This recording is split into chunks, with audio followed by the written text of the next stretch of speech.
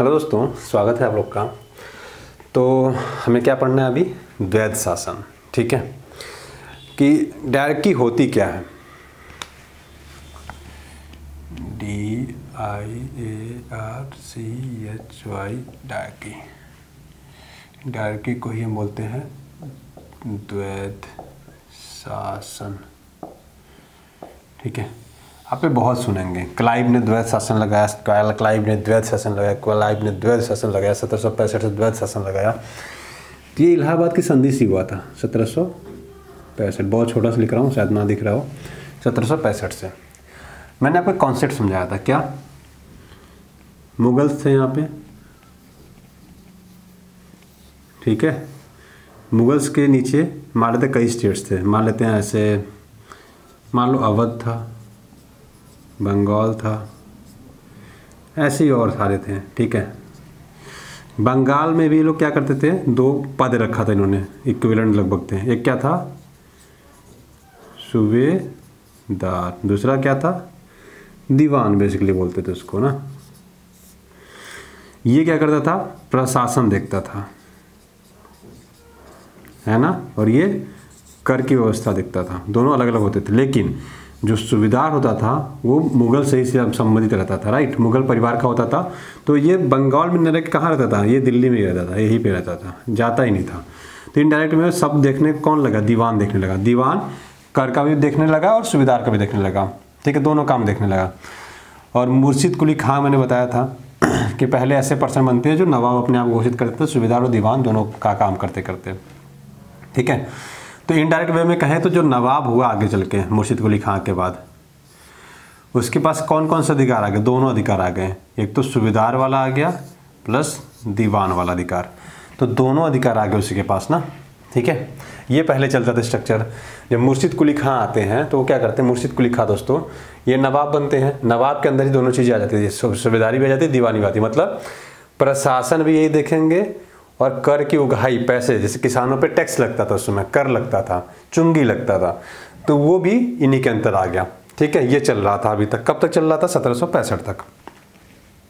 इलाहाबाद की संधि होती है। इलाहाबाद की संधि मैंने आपको कॉन्सेप्ट समझाया था। क्या क्या समझा था? समझाया ये था कि ये जो वित्तीय अधिकार थे, कर वाला, इसको बेसिकली वित्तीय अधिकार लिख लो, थोड़ा ज़्यादा समझ में आएगा। यहाँ वित्तीय अधिकार हुआ करते थे, वित्तीय अधिकार, और यहाँ पे क्या था? प्रशासनिक अधिकार, है ना। तो वित्तीय अधिकार को अंग्रेजों ने बोला ये हमारे पास रहेंगे। अंग्रेजों ने क्या बोला? ये हमें दे दो, प्रशासन तुम रखो। ठीक है, प्रशासन तुम रखो, मतलब पुलिस वुलिस अपना तुम रखो, लेकिन पैसे का लेन देन हमें, हमारे ऊपर छोड़ दो। पैसे कैसे उगाना है, कैसे लेना है, वो इकट्ठा हम करेंगे। अब अपने आप में ये बड़ा कंट्रोवर्शियल चीज़ होगी। देखो, जैसे इसको छोड़ते हैं, मैं थोड़ा सा और इजी वे में समझाने की कोशिश करता हूँ।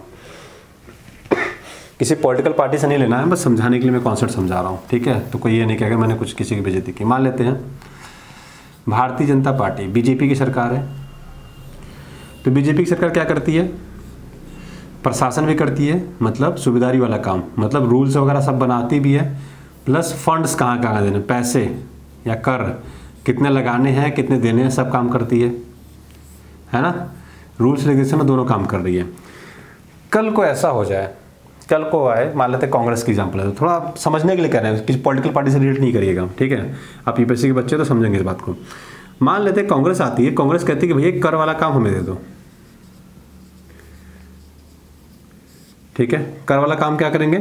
जो पैसे कहाँ खर्च करने, क्या करने, ये हम खर्च करेंगे। मतलब मनरेगा स्कीम चल रही है, पीएम किसान, ये सब चल रहा है, ये सब हम चलाएंगे। आप शासन करो, रूल्स रेगुलेशन, पुलिस, ये सब क्या करो, आप देखो। ठीक है, महंगाई आप कंट्रोल करो, सब आप करो, लेकिन ये पैसे वाला काम हम देखते हैं। अब हुआ क्या? ये वाली चीज़ कट गई किससे? बीजेपी से, है ना। ये कट गई, किसके पास आ गई? कांग्रेस के पास आ गई। अब कांग्रेस का पैसा जहाँ मर्जी खर्च कर रहे हैं, मतलब लोग, किसी को 1 करोड़ बांट दिया, किसी को 10 रुपये बांट दिया, मतलब उल्टा सीधा, बहुत ही उल्टा सीधा ये लोग क्या कर रहे हैं कि पैसा खर्च कर रहे हैं। अब इससे क्या हुआ? महंगाई बहुत तेज़ी से बढ़ गई, या किसी चीज़ के दाम बहुत तेज़ी से बढ़ गए। अब कंट्रोल करना किसका काम है? रूल्स रेगुलेशन बनाना किसका काम है? बीजेपी का। लेकिन पैसा किसके पास है? कांग्रेस के पास। खर्चा कौन कर रहा है? कांग्रेस। जवाबदेहिता किसकी बन रही है? बीजेपी की। महंगाई बढ़ गई, कौन जिम्मेदार? बीजेपी। लेकिन पैसा कौन खर्च कर रहा है? कांग्रेस। ठीक है, सेम ऐसे ही हुआ। यहाँ पे देखो, बंगाल के नवाब को क्या समझ लो? बीजेपी समझ लो। ठीक है, इनके पास क्या था पहले? दीवानी। यहाँ से हट गया, किसके पास चला गया? अंग्रेज। अंग्रेज मतलब कांग्रेस के पास मान लो चला गया। ठीक है, अब क्या हुआ? अब ये अंग्रेज मनमाने तरीके से जहाँ मर्जी पैसा टैक्स लगा रहे हैं। पहले टैक्स स्लैब कितना था? 18% मान लेते हैं, इन्होंने बढ़ा कर दिया 50%। ठीक है, मान लेते हैं यहीं पे टैक्स आप जब बीजेपी ने लगा रखा तो मान लेते हैं कह दिया कि 18% टैक्स लगेगा। कांग्रेस आई बोला नहीं 50% टैक्स लगेगा।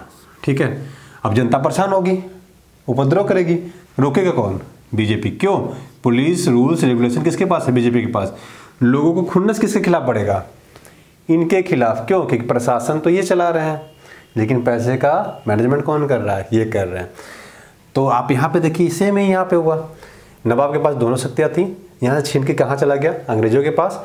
अंग्रेजों ने टैक्स बढ़ा के कर दिया 18% से 50%। जनता परेशान, किसान परेशान। जवाबदेहिता किसकी बन रही है? नवाब की। क्यों? क्योंकि सूबेदार के पास ही रूल्स रेगुलेशन सारी चीज़ें करने की जिम्मेदारी दी गई है।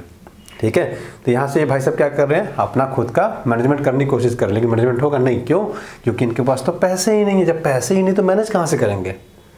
समझ रहे हो आप? तो ये बेसिक कॉन्सेप्ट है। ठीक है, तो याद रखिएगा, ये रूल्स अप्लाई करो या ये रूल्स अप्लाई करो, याद होना चाहिए। मैंने सिंपल सा लॉजिक समझाया। बीजेपी के पास दोनों चीज़ें थी। ठीक है, वित्तीय अधिकार भी थे, प्रशासनिक अधिकार भी थे। राइट, इन्होंने क्या किया कि कांग्रेस आई, बोली ये वाला हमें दे दो, तो वित्तीय अधिकार इनको दे दिया, फाइनेंशियल वाला काम इनको दे दिया। इन्होंने टैक्स मान लो 18 से 50% कर दिया। जनता में कि आज से सारी जनता के 18 के बजाय 50% टैक्स लगेंगे हर चीज़ पे। तो पब्लिक विरोध करेगी। सरकार किसकी चल रही है? सरकार में कौन है? बीजेपी है। लेकिन बैकएंड में कौन बैठ के काम कर रहा है? ये कर रहे हैं। इनके ऊपर लांछ आने लगे, किसके ऊपर लगे? इनके ऊपर। तो क्या होगी? पुलिस इनके पास है, तो कंट्रोल करना इनकी जिम्मेदारी है। तो रियलिटी में कहोगे, देखोगे तो वास्तव में शासन ये कर रहे हैं, क्योंकि सारे पैसे को लेन देन ये कर रहे हैं, ये बस पुलिस प्रोटेक्शन दे रहे हैं। सेम यहाँ पे ऐसे ही हो जाता है। क्या नवाब तो देखने के लिए बंगाल का शासक है, ठीक है, बंगाल की तरफ से मुख्यमंत्री है, प्रशासन भी इसके पास है, राइट, लेकिन पैसा ही नहीं है।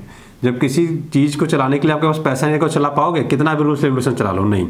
अब पैसा तो इनके पास है। इन्होंने क्या किया? पहले मान लो 50 लाख के आसपास टैक्स आता था, इन्होंने एक ही साल में इतना किया कि इसको 50 लाख को कितना कर दिया था? 1.5 लाख कर दिया था। इतना करोड़ टैक्स बढ़ा दिया था किसानों को। किसानों की हालत दयनीय हो जाती है यहाँ पे। किसानों की बहुत बुरी कंडीशन हो जाती है यहाँ पे। ठीक है, तो अब इसको देखो, एक तरह से मैंने थोड़ा सा आपको समझा दिया। ठीक है, देखो एक तरीके से और समझाने की कोशिश करता हूँ। पैसे पे अधिकार किसका था? वित्तीय अधिकार पे किसका कब्जा था? अंग्रेजों का। लेकिन उत्तरदायित्व था, जवाबदेहिता था जनता के प्रति। जनता के प्रति जवाबदेह कौन था? नवाब। जनता के प्रति जवाबदेह कौन है? जो सरकार में रहेगा वही तो जवाबदेह रहेगा, बीजेपी। जनता के प्रति ये जवाबदेह होंगे? नहीं, क्योंकि ये सरकार में नहीं है, ये तो बैकेंड में बैठे हुए हैं। सेम यहाँ पे अंग्रेज भी बैठे थे। तो एक तरह से कह दो, ठीक है, अधिकार तो था लेकिन उत्तरदायित्व अंग्रेजों का नहीं था। अधिकार तो ले रखा है इन्होंने, लेकिन उत्तरदायित्व तो है, जवाबदेहिता है नहीं। यहाँ पे क्या है? अधिकार है इनके पास, हाँ ठीक है, पुलिस वाला है, लेकिन ये वाला अधिकार नहीं है, लेकिन उत्तरदायित्व तो है। पैसे का अधिकार नहीं है इनके पास, लेकिन जवाब कौन देगा? बीजेपी देगी। तो ऐसे आप कह सकते हो अधिकार नहीं था यहाँ पे इनके पास पैसों का, मतलब इसे छीन लिया गया एक तरह से। इनके पास पैसे का अधिकार तो नहीं है, लेकिन उत्तरदायित्व। महंगाई बढ़ी तो किससे पूछेंगे? इनसे पूछेंगे, इनसे नहीं पूछेंगे। महंगाई बढ़ी तो इनसे पूछेंगे, इनसे नहीं पूछेंगे। ठीक है, यही हुआ। द्वैध शासन को रीढ़ की हड्डी, मतलब कहते गले की हड्डी इसलिए बन गई, 7 साल बाद इसको हटाना पड़ा बेसिकली। ठीक है, यही रीजन था कि जनता में आक्रोश बढ़ता गया। क्यों बढ़ता गया? अभी लिखिए तो थोड़ा सा आपको और ज़्यादा अच्छे से क्लियर होगा। ठीक है, चलिए आगे लिखिए। तो एक चीज़ और याद रखिएगा, जो ये सब कहाँ से मिला? इलाहाबाद की जो संधि हुई, इलाहाबाद की संधि में, ठीक है, अंग्रेजों ने वित्तीय अधिकार, ठीक है, अपने हाथ में ले लिया था कि पैसे का लेन देन हम रखेंगे, प्रशासन आप करो, राजा आप बने रहो, राज करो, लेकिन पैसा हमें चाहिए भैया, पैसे ही अच्छे लग रहे हैं हमें, पैसे ही चाहिए, बस इसलिए हुआ था। लिखिए, क्लाइव ने नवाब नजमुद्दौला के समय बंगाल में 1765 में क्लाइव ने नवाब नजमुद्दौला के समय बंगाल में 1765 में द्वैध शासन लागू किया। द्वैध शासन क्या है कि जो शासन व्यवस्था थी उसमें दो लोग राज कर रहे हैं। द्वैध शासन, दो लोगों का शासन हो गया ना, बीजेपी कांग्रेस, नवाब अंग्रेज, है ना, दो लोग का शासन हो गया। ठीक है, तो आप द्वैध शासन का मतलब समझ रहे हैं, डायरेक्टली का मतलब आपको समझ में आएगा बेसिकली। इस व्यवस्था के तहत प्रशासनिक उत्तरदायित्व, इस व्यवस्था के तहत प्रशासनिक उत्तरदायित्व नवाब के पास, प्रशासनिक उत्तरदायित्व नवाब के पास और दीवानी अधिकार ब्रिटिश कंपनी के पास रखा गया। ठीक है, ठीक है, इस संधि के तहत या इस व्यवस्था के तहत प्रशासनिक उत्तरदायित्व नवाब के पास और दीवानी अधिकार ब्रिटिश कंपनी के पास रखा गया। इस तरह एक ही प्रांत पर दो शक्तियों का शासन मौजूद था। इस तरह एक ही प्रांत पर दो शक्तियों का शासन मौजूद था, है ना। इस तरह एक ही प्रांत पर दो शक्तियों का शासन मौजूद था। अंग्रेजों के पास वास्तविक शक्ति थी, उत्तरदायित्व नहीं था। अंग्रेजों के पास पैसा था तो अंग्रेजों के पास वास्तविक शक्ति थी, उत्तरदायित्व नहीं था। जबकि नवाब के पास शक्ति नहीं, केवल उत्तरदायित्व था। इसे ही द्वैध शासन कहा गया। नवाब के पास शक्ति नहीं था, प्रशासन करना है लेकिन शक्ति क्यों नहीं है, क्योंकि पैसा ही नहीं इनके पास। ठीक है, तो याद रखिएगा, नवाब के पास शक्ति नहीं, केवल उत्तरदायित्व था। इसे ही द्वैध शासन कहा गया। ठीक है, हेडिंग डालिए, द्वैध शासन लागू करने के कारण। हेडिंग डाल के रखिए, द्वैध शासन लागू करने के कारण कंपनी द्वारा बंगाल की सत्ता पर, कंपनी द्वारा बंगाल की सत्ता पर अप्रत्यक्ष नियंत्रण करके, प्रत्यक्ष लिखिए, अप्रत्यक्ष नहीं प्रत्यक्ष, कंपनी द्वारा बंगाल की सत्ता पर प्रत्यक्ष नियंत्रण करके उन्हें जन असंतोष का सामना करना, फिर से बोल रहे हैं, एक बार लिखिएगा, कंपनी द्वारा बंगाल की सत्ता पर, कंपनी द्वारा बंगाल की सत्ता पर प्रत्यक्ष नियंत्रण करने से उन्हें जन असंतोष का सामना करना, क्या हो रहा है आज, कंपनी द्वारा बंगाल की सत्ता पर प्रत्यक्ष नियंत्रण करने से उन्हें जन असंतोष का सामना करना पड़ सकता था। अब समझिए कि द्वैध शासन क्यों अपनाया, क्योंकि इन्होंने टैक्सेस बढ़ाए। यहाँ पे अगर प्रशासन भी अपने हाथ में लेता है, जैसे कांग्रेस यहाँ पे पैसे तो ले ली, कहती कि भैया पुलिस भी हमें दे दो, एक तरह से डायरेक्टली शासन किसका हो गया, कांग्रेस हो जाता है। जवाब देता बीजेपी की बनती नहीं बनती। सेम ऐसे यहाँ पे प्रशासन इसके पास छोड़ दिया, पैसे लेके निकल लिए। अगर ये भी लेके निकलते हैं तो अंग्रेजों से फिर जनता किससे क्रोधित होती है, अंग्रेजों से होती। ठीक है, तो ये समझिएगा। तो ये मैंने क्या लिखवाया अभी सुन लीजिए एक बार। कंपनी द्वारा बंगाल की सत्ता पर प्रत्यक्ष नियंत्रण करने से, अगर प्रत्यक्ष डायरेक्टली नियंत्रण करते हैं वो, तो उससे क्या होता है, जनता में असंतोष का सामना करना पड़ सकता था, जनता विद्रोह कर देती बेसिकली, ये समझिए। ठीक है, अतः इससे अंग्रेजों का आर्थिक लाभ बाधित होते हैं, मतलब अंग्रेज बहुत ज़्यादा टैक्स इम्पोज नहीं कर सकते थे। तो अतः इससे अंग्रेजों का आर्थिक लाभ बाधित होते। ठीक है, आर्थिक लाभ लेने के लिए द्वैध शासन को लागू किया गया। आर्थिक लाभ लेने के लिए द्वैध शासन को लागू किया गया। पैराग्राफ चेंज करके लिखिएगा, प्रत्यक्ष रूप से कंपनी द्वारा सत्ता प्राप्त करने पर, प्रत्यक्ष रूप से कंपनी द्वारा सत्ता प्राप्त करने पर बंगाल के अन्य यूरोपीय व्यापारियों, प्रत्यक्ष रूप से कंपनी द्वारा सत्ता प्राप्त करने पर बंगाल के अन्य यूरोपीय व्यापारियों के विरोध का भी भय था। मतलब जो जैसे फ्रांसीसी थे, बाकी कंपनियां थी, तो उनसे भी विरोध हो जाता ना डायरेक्टली अगर आप रूल करना चालू करते तो। ठीक है, तो प्रत्यक्ष रूप से कंपनी द्वारा सत्ता प्राप्त करने पर बंगाल के अन्य यूरोपीय व्यापारियों का या व्यापारियों के विरोध का भय था।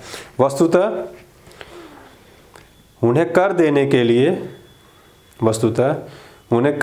लिए बाध्य करने पर उनसे संघर्ष हो सकता था। वस्तुतः उन्हें कर देने के लिए बाध्य करने पर उनसे संघर्ष हो सकता था। मतलब अंग्रेज के खिलाफ ही, अंग्रेज मतलब नहीं, यूरोपीय के खिलाफ अगर टैक्स लगाते तो कहीं ना कहीं उनमें झगड़ा लड़ाई होता, और स्टार्टिंग का फेज था, इसलिए अंग्रेजों ने ये रणनीति अपनाई थी। ठीक है। अतः संघर्ष से बचने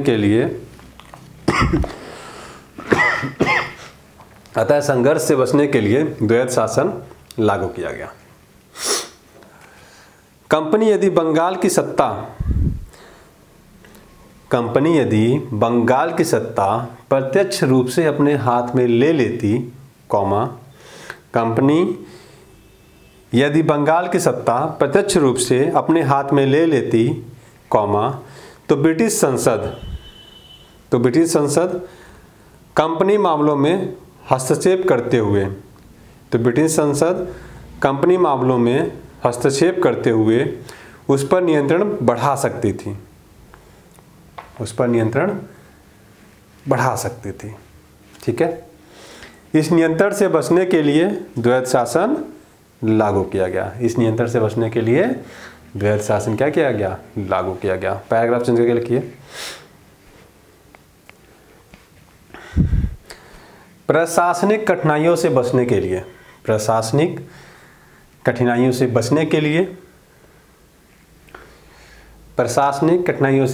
लिए बंगाल में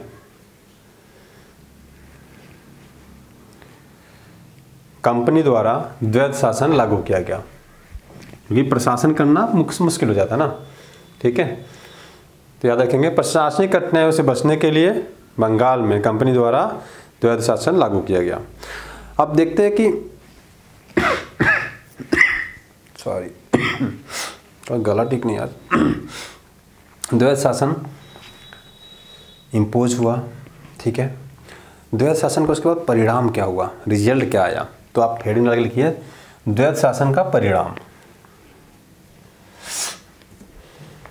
पहला लिखिए, फर्स्ट पॉइंट, कंपनी के अधिकारियों में उत्तरदायित्व न होने की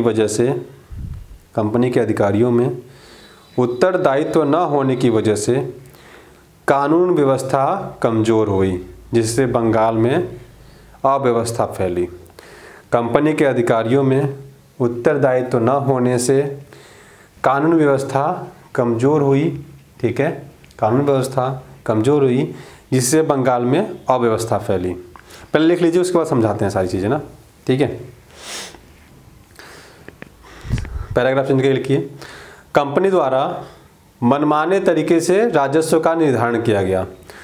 कंपनी द्वारा मनमाने तरीके से राजस्व का निर्धारण किया गया। फलतः किसानों की स्थिति दयनीय हुई और कृषि में गिरावट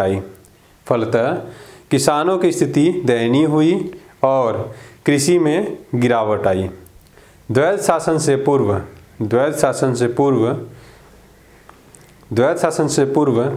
1764 ईस्वी में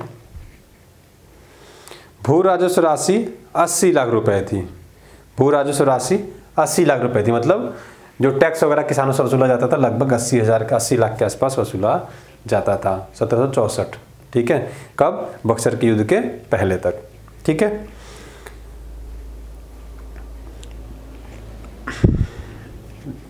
भू राजस्व राशि 80 लाख रुपए, ठीक है, वसूली जाती थी। तो 1765 से लेके 1766 तक, या 1765-66 में ऐसे लिख सकते, 1765-66 में या 1765 से 1766 के बीच में यह 1.49 करोड़ हो गया। मतलब 1.5 करोड़ के आसपास हो गया। 80 से 1.5 करोड़, मतलब लगभग दुगने के आसपास पहुंचा दिया इन्होंने टैक्स लगा के। तो वही मैंने बताया, 18 से कितना कर दिया, 50% टैक्स करने वाली हाल कर दिया था इन्होंने, क्योंकि पैसा तो वसूलना था अंग्रेजों को ही। ठीक है। तो याद रखिएगा ये चीज़।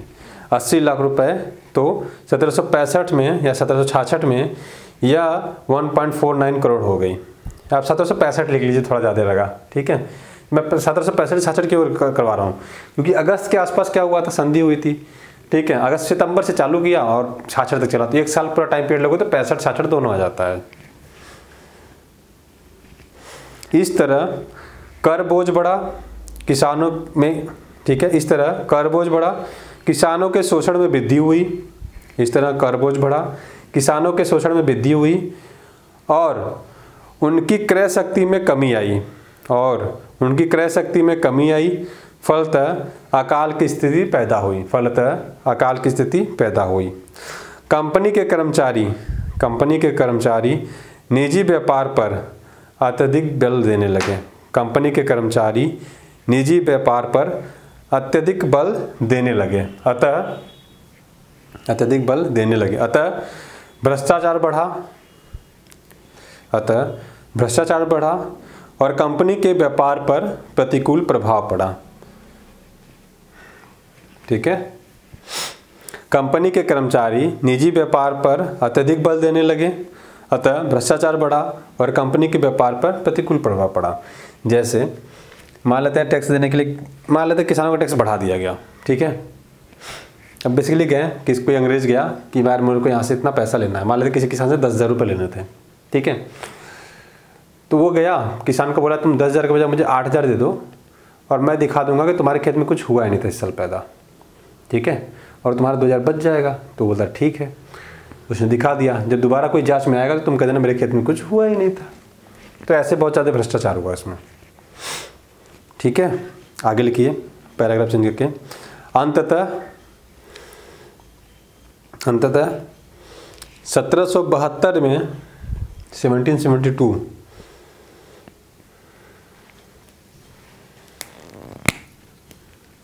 1772 में एक पर्सन आते हैं जिनका नाम था वॉरेन हेस्टिंग्स।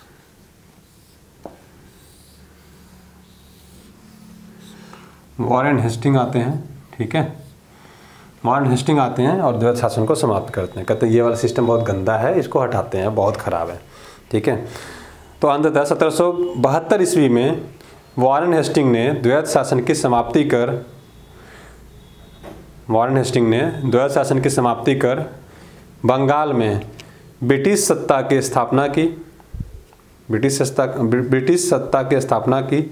इस तरह प्लासी से शुरू हुई बंगाल पर नियंत्रण की प्रक्रिया 1772 में पूरी हुई। अभी तक कंपनी का अधिकार था, धीरे धीरे अब किसका हुआ, ब्रिटिश सत्ता का स्थापना कर दिया यहाँ पे बंगाल में। और इस तरह प्लासी से शुरू हुई बंगाल पर नियंत्रण की प्रक्रिया 1772 में पूरी होती है, ठीक है। आपको एक चीज़ नहीं भूलनी चाहिए, क्या कि डायरकी है क्या, द्वैध शासन है क्या, ये आपको जस्ट पता होना चाहिए, ठीक है। आपसे इस पर डायरेक्टली क्वेश्चन पूछा जा सकता है प्रीलिम्स में, मेंस में, इंटरव्यू में। किसके समय पे चालू की, तो क्लाइव ने चालू किया गया था। बक्सर का युद्ध हेक्टर मुनरो के समय में लड़ा गया था। कौन कौन ने युद्ध लड़ा, संधि के समय कौन कौन किसी भी संधि होती है, ठीक है। उसके बाद कौन इसको समाप्त करता है द्वैध शासन को, ये सारी चीज़ें आपको पता होनी चाहिए, याद होना चाहिए। और द्वैध शासन में होता क्या है आपको ये भी पता होना चाहिए, ठीक है, ठीक है। कि प्रशासनिक अधिकार, वित्तीय अधिकार, दो तरीके के अधिकार होते हैं, जिसमें अंग्रेजों के पास वित्तीय अधिकार, अंग्रेजों ने वित्तीय अधिकार ले लिया था, ठीक है। एक तो ये चीज़ हो गई। दूसरा क्या है, मैंने आपको बताया था गवर्नर्स के बारे में इनके, ठीक है। तो आपके पास एक किताब होगी, किसी का ग्रीन कलर होगा, आगे का मेरे भी ऊपर का चेंज, कवर ही चेंज होता है, बाकी अंदर का मटेरियल सेम ही रहता है, थोड़ा मोड़ा अपडेट करते हैं, ठीक है। तो आपको ये पीछे खोलना है, ठीक है। जब आप ये पीछे खोलेंगे ना तो इसमें बहुत सारे युद्ध के बारे में दिया गया है, कौन कौन से घटनाएं कहाँ पे हुई थी। देखो इसमें मैं दो चीज़ें कह रहा हूँ, एक तो सारे कांग्रेस के अधिवेशन दिए गए हैं, ठीक है। कांग्रेस के इसमें अधिवेशन दिए गए हैं कि कांग्रेस के कौन कौन से अधिवेशन हुए थे, आपको ये देखना है। 1885 में कांग्रेस की स्थापना होती है 28 दिसंबर को। तो पहली स्थापना के समय कौन था, 85 में, 86 में, 89 में, 1905, 1906, 1907, 1919 में, ठीक है। और उसके बाद जब 1900 से जब चालू होता है सारी चीज़ें ना, 1900 से लेके 1939 तक, 40 तक कौन कौन सा अधिवेशन में कौन कौन अध्यक्ष था, ये थोड़ा सा आपको देखना है कि कांग्रेस की स्थापना वाला पूरा सीरीज, ठीक है। उसके अलावा इसके लास्ट में ही ना भारत के गवर्नर जनरल तथा वायसराय उनके शासनकाल की महत्वपूर्ण घटनाएं दी गई हैं। प्लीज़ यहाँ से एक सीक्वेंस दिया गया, वॉरेन हेस्टिंग मैंने बताया ना, अभी पढ़ाया हमने, 1872 में आगे कर समाप्त करता है। यहाँ से पूरी एक सीक्वेंस में दी गई है, चाहे आप हिंदी में पढ़ रहे हो चाहे इंग्लिश में पढ़ रहे हो, पूरा ये आप पूरा सीक्वेंस में एकदम एकदम क्रोनोलॉजी से पूरा दिया हुआ है, ठीक है। और आप इसको पढ़ेंगे तो आप पूरा क्रोनोलॉजिकल पूरी चीज़ें एकदम लास्ट तक दिखेंगे। कहाँ तक? जब तक लॉर्ड माउंटबेटन इंडिया में रहते हैं 1948 तक, पूरा का पूरा दिया गया है, ठीक है। प्लीज़ आप इसको एक बार देखिए, ठीक है, इसको खुद से देखते रहिए। मैं आपको एक बार टाइमलाइन में जो इंपॉर्टेंट पर्सन है वो वहाँ तक करवाते चलूँगा, बता दूंगा इसके बाद आया, इसके बाद ये, इसके बाद आया, ठीक है। और इंपॉर्टेंट उनके टाइम पे चीज़ें क्या क्या हुई थी वो हम करवा देंगे। क्योंकि देखो यहाँ से अब चालू हो रहा है कौन? वारेन हेस्टिंग्स साहब आ रहे हैं। क्यों? 1772 में, 1772 में आते हैं। 1773 से इनका कार्यकाल बेसिकली माना जाता है, 1773 1785 तक, ठीक है। तो यहाँ से ये चालू होंगे। तो प्लीज़ ये किताब आपके पास होगी, अगर नहीं तो लीजिए। चाहे आप हिंदी में पढ़ रहे हो चाहे इंग्लिश में पढ़ रहे हो, दोनों एक ही जैसी है, ठीक है। चाहे हिंदी में पढ़िए चाहे इंग्लिश में पढ़िए, दोनों एक ही जैसी है। और सब कुछ पीछे दिया गया है। जैसे आप इंग्लिश में पढ़ो, अगर देखते हो ना, इसमें किस नाम से दिया गया, कहाँ दिया गया, कैसे दिया गया, मैं वो बताता हूँ। पीछे दिया गया, याद रखिएगा, एक तो इंडियन, ठीक है, governor general and viceroys of India significant events in their rules, सीधा लिखा हुआ है, ठीक है। पेज थोड़ा चेंजेस होते रहते हैं, तो इसमें 816 के आसपास पेज पे है। ये थोड़ा बड़ा 2 4 5 पेज नंबर इधर उधर होता रहता है, तो उससे बहुत ज़्यादा परेशान नहीं होना है, ठीक है। तो इसमें देखिए जो ज़्यादा भरा हुआ होगा उसको थोड़ा पढ़िएगा ज़्यादा अपने से, बाकी हम इसमें लिखवाएंगे आगे चल के। तो ये आपके लिए होमवर्क है जो आपको खुद से करना है अभी, ठीक है। थोड़ा पढ़ते रहिए, क्योंकि यहाँ से क्वेश्चन अगर प्रीलिम्स में ना एक का क्वेश्चन बन जाते हैं वैसे भी। और जान लीजिए आप अगर स्टेट का एग्जाम दे रहे हो तो उसमें डायरेक्टली क्वेश्चन पूछ लेता है कि किस वायसराय के टाइम पे या किस गवर्नर के टाइम पे ये चीज़ें हुई थी, ऐसे डायरेक्टली पूछ देगा। कौन सा गवर्नर था जिसने डायरेक्टली सिस्टम या द्वैत शासन को क्या किया था, ठीक है, एबॉलिश किया था या समाप्त किया था बेसिकली, ठीक है। तो ऐसे आपके क्वेश्चन क्या होंगे, डायरेक्टली पूछ लेंगे आपसे। तो प्लीज़ आप लोग थोड़ा ध्यान रखें इन चीज़ों का, जो बताया जा रहा है उस पर अमल करें, ठीक है। और अच्छे से पढ़ाई करते रहिए, मस्त रहिए, खुश रहिए। लाइफ में जो आप चाह रहे हो सब मिलेगा, उसके लिए आप लोग क्या करिए, बस मेहनत करते रहिए, ठीक है। थैंक यू सो मच, ख्याल रखिए, गुड डे, बाय बाय।